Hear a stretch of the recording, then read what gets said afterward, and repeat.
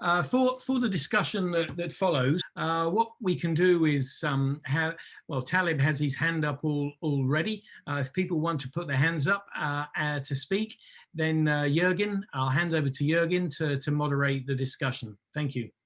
No, thank you very much, Paul, and also thank you to AJ from the International Institute for Peace through Tourism, to Jeffrey. Of course, Jeffrey's with so many different organizations, this time with SunX and with our own very well ICTP. And Paul, this so far, this was an absolute excellent discussion. I learned a lot, and I see hands are coming up with Taleb. Go ahead, Taleb. Thank you so much, Jürgen. Thank you, everybody, for putting this wonderful thing together. I did mention something regarding domestic tourism, but I didn't hear much about it. Now, why am I saying this? Because I truly believe that this is not just an outcome of COVID-19, where the rise of domestic tourism has become important economically. It's also a matter of principle to us. A country that's not enjoyed by its people, that's not visited by its people, cannot and should not be enjoyed by anybody else from outside. It's the local people that matter. So I want to hear if anybody has some thoughts on domestic tourism and how we can promote that. Thank you so much. Thank you, Taleb. And next is Stefan Peterson. Stefan, let us also know where you're from, and the floor is yours. Thank you very much. My name is Stefan. I'm called from Sweden. So this has been a really interesting presentations, I think. It has given me a lot of clues how to work with destinations as I work with the smaller destinations all around. I have one question. That is, if we want to introduce the happiness index and the work with happiness, what do you think would be the first thing we should do if we start working with the community and the smaller destinations? Is there a kind of first step? I think Paul would probably be able to respond to this. Great. Thanks very much, Stefan. So on our Planet Happiness website, we have an approach page with a drop-down menu on how, and that how page lists the 10 steps of our process. At the outset, what we always recommend to people is to actually take the survey to begin with, to familiarize themselves with the survey and the questions that are in it. And then we have a series of learning materials and resources around that to become familiar with them and to understand what the best messages are to communicate with people in the destination. And then we recommend that a local team be formed at the destination level, and then we sign a simple agreement with that team, recognizing what the role of the team is and where we come in to backstop and support the team with tools, resources, with learning to help them design a process to deploy the survey in the way that Sue Fayed described in Sue's presentation. And because the survey can be deployed online through the various tourism networks, through local governments, through the private sector, through social groups, then in this way the survey can be deployed and the data can come in, and then the ball starts to roll. So yeah, certainly recommend anybody to take a look at the resources and the how page on our approach page, which I guess one of my colleagues may, or I could put into the chat box. Somebody will. Yeah, we would also, of course, put it on World Tourism Network. Paul is a member, and so you can easily find it. Now, Jeffrey, you raised your hand. Fantastic, thank you. Yes, thanks. Can I add something? This is Laura. Jeffrey, I just. Okay, go on. Okay, I think there was someone else in between, but Jeffrey, go ahead. Okay, I just wanted to pick up on Taleb's point about domestic tourism, and he asked for some comments. And I think Taleb has been pushing this all year, and I think he's onto something. In the current situation, and nobody knows how long this is going to last. The public health requirements based on a mutating and spreading COVID virus, there is likely to be barriers to international tourism from public health authorities, and they're going to be very complex and changing barriers. We're seeing that at the moment. One of the values of domestic tourism is that you don't have such barriers. The barriers are national regulations, and for the most part, people have more freedom to move within a jurisdiction than they do between jurisdictions. So that's one sort of short-term value, because the COVID situation could be with us for a couple of years or more, nobody knows. And then the second advantage, and that goes back into Larry Dwyer's excellent presentation, is around the value in terms of balance of trade. When you are a person traveling abroad to another country, you become an export for that other country and an import for your country. And that means that your balance of trade suffers to some extent. If you collectively take the 1.4 billion tourists that Chris Flynn talked about, that's a hell of a lot of money in GDP terms. And if those people travel domestically, they will be stimulating the domestic economy. They'll be spending their money inside the country, helping the regrowth of small businesses inside the country, as distinct from a perfectly viable alternative, but more complex, of taking that money and spending it in another jurisdiction. So from a national viewpoint, promoting domestic tourism has some real value adds. Thank you. Thank you, Jeffrey. Are there any more questions? I don't see any hands here. I see a little bit on the chat boxes, but please raise your hand even if you left a message in the chat box. It makes it easier to respond. And I think my colleague Laura was going to say something there. Laura? Oh, thanks, Paul. And sorry, Jeffrey, about that. I just want to add that the process, the 10-step planet happiness process, is peer-reviewed. So this is an important aspect. And I'm not going to start my video. I'm going to say goodnight to you all. It's 2 o'clock in the morning here. It's been really wonderful. And I just, I'm so grateful to all of you. So good night and good morning to the rest of the world. Bye-bye. Thank you, Laura. Good night. We have AJ and Tony. AJ, go ahead. You're on mute, Ajay. Thank you. 2 quick things. Well, the first was in response to the concept of promoting domestic tourism.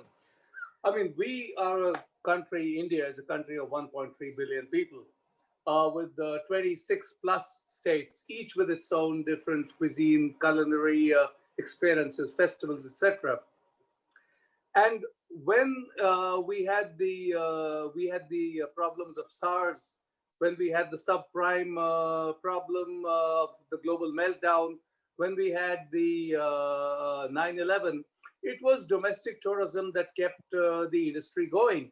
Because while we have something like 25 or 30 million outbound and 11 or 12 inbound, we have 180 million domestic tourism trips happening across the country. So yes, I mean, that's a huge potential that needs to be tapped, and the government of India has stepped in with a specific campaign promoting domestic tourism.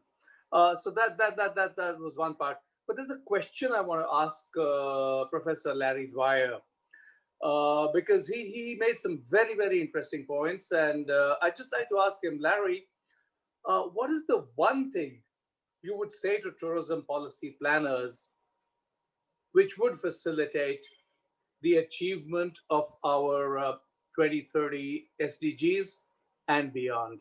What is it that needs to change in the attitude or approach? What's the one thing you'd say to policy planners? Well, that's a tough one, but one important issue, I think, is the issue of measurement. I think we'd all agree that the happiness and welfare and quality of life, well-being area is treated somewhat suspiciously by policymakers and so on, because we lack the measures, the credible measures that economists, for example, can come up with. And you know the adage, what's not measured is not managed. And that's why, as an economist, I'm putting a lot of effort into understanding about those measures.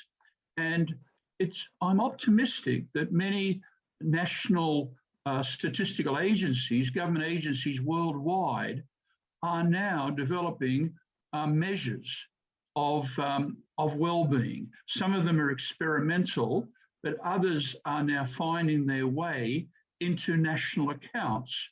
And I think that is a very, very important process that's taking place, that it can give people like ourselves who believe in this process more credibility, because we can point to the measures that can stand aside the standard types of measures that have been used for decades. Thank you, Larry. Right. Let's go to Tony in Uganda, I believe. Tony, welcome. If you can hear me? Yes, we can hear you. Go ahead. Yeah, I just have a couple of observations or comments with relation to gross national happiness and governance, because as you know, there is a lot of a few countries that have got governance issues in the world, in addition to political turmoil. And obviously, a traveler wouldn't go to a country when they consider it to be politically unstable. I'll give a few examples. Obviously, we know what's happening in Syria. We know what's happening in Burma. And that all goes to show it boils down to the gross national happiness of a country and in relation to travel. I know in Africa, we always watch the major news networks mostly emphasizing on the bad news in Africa. And most of our tourism boards are very anxious to see the bad news, not to see the bad news being publicized, because obviously a tourist who wants happiness would not want to go to such a country. I think that's something I've observed.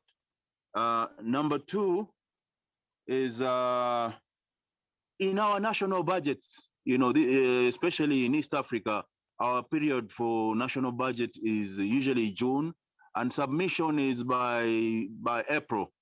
And how do we? Maybe I'll put this to Larry as an economist.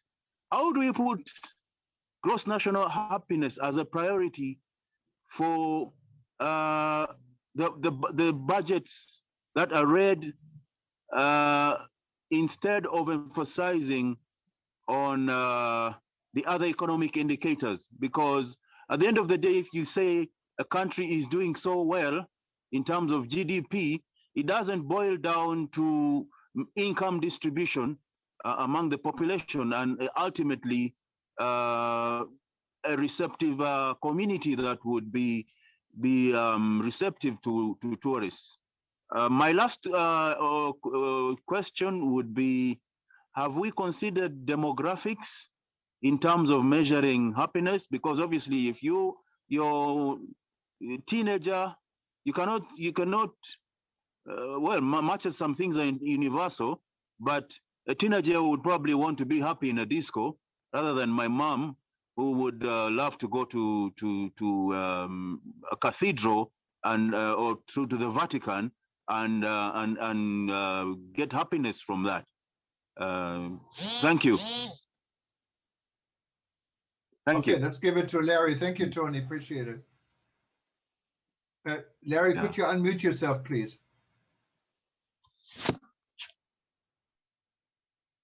You're still muted, Larry. Still muted. Going to the wrong. There we go. I was going to the wrong no button. problem. Yeah. I mean, again, it's a tough one to answer. The question is, how do we convince governments and so on that they should incorporate well-being indicators into development planning and so on? I think we're all victims of neoliberalism that seems to permeate much of government thinking. All around the world, GDP has been taken as a measure of progress, and it's not. And we know it's not. And I think there's a real education process here, right from the beginnings in the education system, about the importance of well-being measures being just as viable, if not more so, than many other types of measures. And I think the other issue is the change of paradigm, the mindset change that people have come up with, the change of consciousness. Now, that sounds good, but that is enormously difficult to bring about. And yet, over time, it can be brought about if people at grassroots level come to understand the issues that we've been talking about today. So there's an educational element as well as a political element, I think. Thank you very much, Larry. We have three more hands up here, and we're going to go to actually four. We have Martha, we have Anu, Taleb, and Jeffrey. And I think after this, we probably have to call it a night and a day. We're a little bit more than 3 hours now. And the streaming, I think, is pretty much stopping automatically after 3 hours and 30 minutes. So we're coming to a forced stop here pretty soon. And let's go hear from Martha. She was patiently waiting. Go ahead, Martha. Please unmute yourself. Well, thank you. I think I have done. Okay. Well, thank you very much. I've actually just lower my hand because the previous two questions were exactly what I wanted to ask at the beginning. So, you know, how do you convince the decision makers, the policy makers, to at least not even focus, but even look into the happiness agenda? And Larry was saying about the importance of measurement, which is very important. And I know very, very valid point, and was a change of mindsets. But also I wonder whether maybe, Paul, because you mentioned there is the sort of how to do things on your website. So I wonder if there's maybe like a list of destinations or case studies, or maybe you're planning to do it of the destinations that are already looking into this, looking beyond GDP, looking into happiness and how successful they are, you know, because that could be another way of maybe convincing other destinations, our decision makers, to look into the happiness agenda. So it's just, I guess my question was just very similar to the previous ones, but also the idea of having those case studies and to showcase that this is actually working and this is the only way to go. Thank you. And thank you for the fantastic event. Thank you. No, thank you very much. So maybe at the end we have Jeffrey, Taleb, and then of course we're going to give it back to Paul to answer these questions. But can we go maybe to Anu? Anu also raised hand for quite some time. Welcome. Good afternoon. Thank you for all the inspirational presentations. Actually, I was also trying to really get myself, you know, trying to understand when we say this whole idea of happiness and well-being. So do we all understand the same sort of terminologies? Because the question that Tony has posed, right?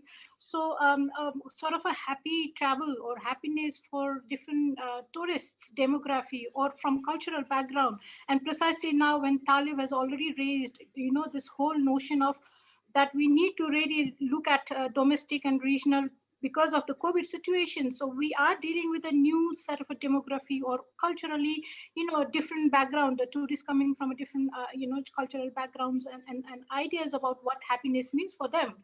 So I think, you know, and in existing practices or literature also, when we say people who engages in responsible travel or, you know, or sort of a self-exploration sort of we always term them as a niche or special interest group, you know. And if you take the example of Bhutan also, you know, the high value, low volume is it's an exclusive market, right?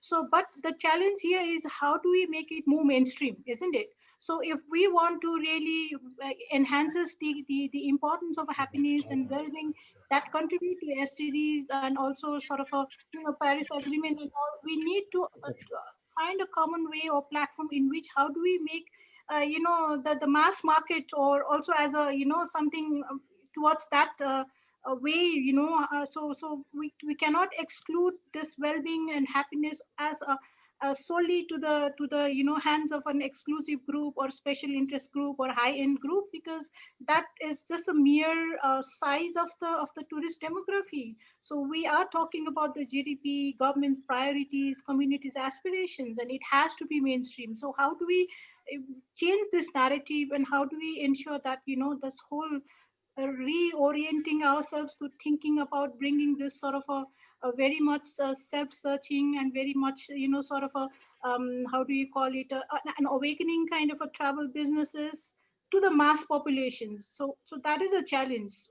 So it's something, because if we want to talk about bringing impact at scale, at a larger populations, we need to see how do we break this barrier, because so long it's always been kept in a very exclusive, it's been sold and understood as an exclusive market, and this should no longer be the case if you want to bring impact at scale. Thank you. No, very valid points. I'm sure that Taleb and Jeffrey and also Paul can add to it. But Jeffrey, you're next. Yes, thank you. I wanted to make two brief comments. One in relation to Larry's comments, and Larry always makes a lot of sense.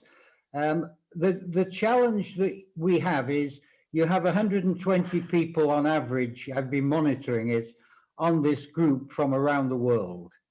The system of national accounts has been in place for 150 years, is employed by virtually by all governments, and has a continuous systemic development process from every country and embedded in every country's national statistics.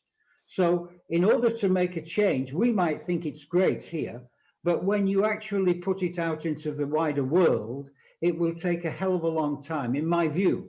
Now, there's been a lot of good progress in this area. Paul has mentioned the OECD are actually having information on national happiness.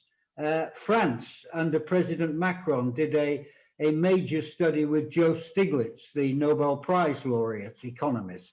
So it's there, but don't expect it to happen too quickly. That's point number one.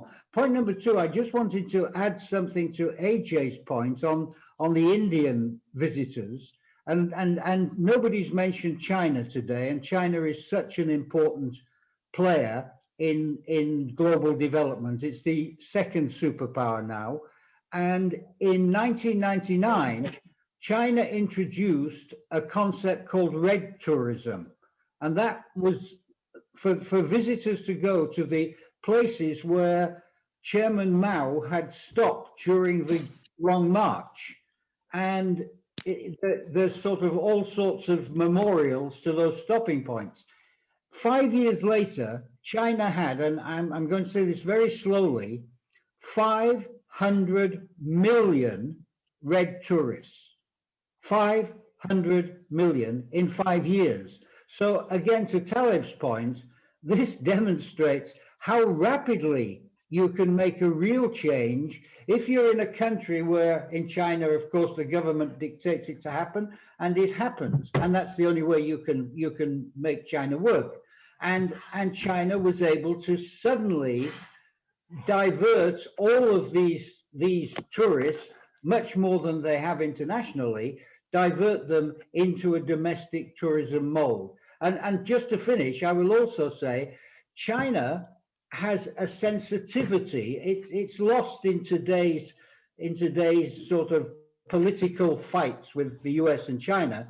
But during one of the last great crises, probably the economic meltdown, China committed to keep its outbound tourism going to help its neighbors in their activities. So there's some very serious economic issues at play here, which the national interest dimension and how the big policies play out is really, really important. Thank you, Jeffrey. Yeah, and China definitely is a number game, I guess. But Talib, you wanted to add something to it. Thank you so much. I think just to go back to some of the comments that were made about index of happiness. Happiness is about the people that live in a place, about the recipient community, it's not about the visitors. Visitors will be happy if the local community is happy. I think we heard that from so many people. So it's important to keep that in mind all the time. Now, why am I concentrating on domestic tourism? I think Larry brought in a very important thing. You cannot manage what you cannot measure. And very few countries, especially in the developing world, have a measurement of domestic tourism. I was very impressed to hear Ajay speak about the number of domestic tourists. But the walls between domestic tourism visitors and the community must be lowered. In the United States and Europe, 70 to 75% of the traffic is domestic travel. Only developing countries are lagging behind on this thing. And I think it's about time to do that, to be aware of it. India and China are very important examples. As Jeffrey said, I must comment what Jeffrey said 100%. But smaller countries also, every country in the world has its own culture, its own story to tell. So even smaller countries can promote their own domestic tourism. If people don't travel in their own country, they will not be able to receive anybody. The walls between the visitors and the receiving community must be lowered. Otherwise, there is no sense in making tourism an interaction or an activity of human value. Thank you so much. Thank you very much, Talib, and thank you every one of you. Thank you so much for hanging in there. Now it's we still have 83 people live on this event after 3 hours and 20 some minutes. So this is absolutely amazing. And Paul, your team and everyone else did such an amazing job. I can tell you, I'm just looking at the stats here. We had a little bit more than 13,000 people so far watching what we're doing in and out, what is very good. And we're going to get a lot more. So we can hopefully make a little bit of a difference. And this, again, I wanted to thank everyone. If you're not yet a member of the World Tourism Network, please join us. Paul is part of it. We're going to start also an interest group on happiness, like we have one on peace through tourism. And you can go to wtn.travel and join us and attend more events and discussions they're about to come. But I wanted to give back to Paul and say thank you again, and thank you for everyone for being here tonight or this morning. And I really enjoyed it. I learned a lot. Go ahead, Paul. You have the last word. Great, thanks, Jürgen. I will close at the end with a wonderful video that we've just produced and share that with everybody. It's just 2.5 minutes, and it's an introduction to Planet Happiness. Prior to that, just to come back to the points that Anu was making. Namaste, Anu. Great to see you again. It's a long time since we met in person. Hi, yeah. good to see you, Paul. We are in this stage. Anu is in Bhutan. Paul, Anu is in Bhutan. Oh, is she? I thought you were in Kathmandu, Anu. I'm in Nepal. India. Nepal. Ah, yeah. Okay. So 10 years ago, when Bhutan, was working with the UN on this high-level this resolution on happiness and well-being, and the following year there was a meeting at the UN that brought representatives from countries around the world, and in the last 10 years, a lot of progress has been made with different countries adopting different approaches to introduce the well-being agenda according to the level of expertise and the knowledge that they have around them. And as Jeff said, OECD has been supporting this process of identifying what the indicators and the measurements should be for well-being across the different domains. And Bhutan, it has done an exceptionally thorough job with both objective indicators and subjective indicators. The work with its subjective indicators, as Dorji was saying, is very detailed and in-depth. Now, by way of contrast, you have the objective measures that Nancy Hay was talking about in her presentation, the availability of doctors, the availability of health services, and the number of incidences of particular health conditions or availability to public spaces. These objective measures are what are used primarily by governments. And later today, the World Happiness Report for 2021 will be released. And this also ranks countries around the world according to these objective measures. And I think Finland has ranked #1 again for a number of years. Now, to explain a little bit about these subjective measures and how happy are you, how is your quality of life, the relevance here, I think, for me, at that high-level meeting in New York, Jeffrey and I were talking to Lord Gus O'Donnell, who at the time was the head of the UK Civil Service. And the UK had recently introduced subjective well-being measures into their national statistical surveys. And so Jeff actually said to Gus, you know, why is David Cameron doing this? Is he just giving lip service to this agenda, or, you know, what's his interest? And Gus O'Donnell's response was, well, actually, David Cameron is far more enthusiastic and interested in this well-being agenda than the current level of awareness among all levels of government, among business and among civil society have of this agenda. People are just not familiar with it. And if he was to jump in with 2 feet and really start pushing it, the media in particular in the UK would undermine him and criticize him based on a lack of knowledge and understanding of what well-being is, how it's defined and how it's measured. And Gus O'Donnell went on to say that what was needed is a narrative that explains what this agenda is to all levels and departments of government, to all different types of businesses and to civil communities, civil society communities. A narrative is needed to explain it to them, to make it relevant to them so that they are applying it in their work.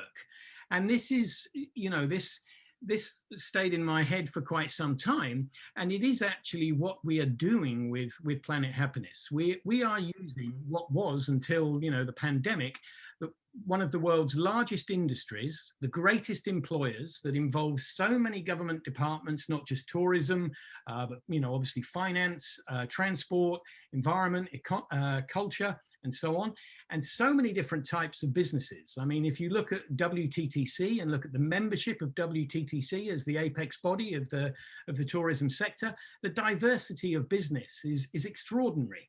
And so by focusing on tourism and well-being in destinations, we have a storyline that engages all these governments at the local government level. And if we're focused on World Heritage, of course, that has a national government interest as well. So it brings national government into the dialogue, and all these different types of businesses and tourists as well. So we bring a storyline to the well-being agenda to facilitate and enable the take-up of this at the local government and at the national government level. And this is why I think our project, Planet Happiness, with the tourism sector is quite exceptional and exciting, because it has this real possibility to accelerate the take-up of this agenda to fix the problems that, depending on GDP alone, leaves us all with and is destroying the environment. And you know, in the US, in the UK, psychological mental health diseases are on the rise because, you know, people have focused for many years on treating depression rather than advocating what happiness and well-being is about. So yeah, that's my concluding remarks. And so thank you everybody from the deepest bits of my heart there and soul, and thank you so much to the Honourable DG Dorji Draddle and Bhutan's participation in this event, and everybody else. So thanks enormously. Do stay in touch with us, as I mentioned before. And to close, I would like to share this video with you. Thank you.